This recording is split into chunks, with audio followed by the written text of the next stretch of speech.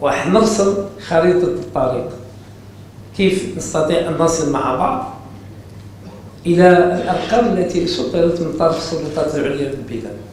وأعتقد بأن هذه الأرقام التي سطرت ليست كبيرة عليكم، لأن أنتم رفعتم من قبل التحدي.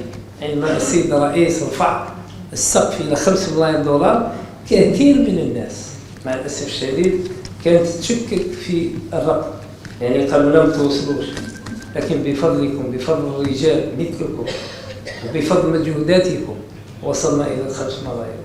ثم رفعتم التحدي أكثر إلى 7 ملايين. أكيد في السنوات القليلة الماضية نزلت شوية، لكن كمتوسط تاع 5 سنوات يقارب 5 ملايين.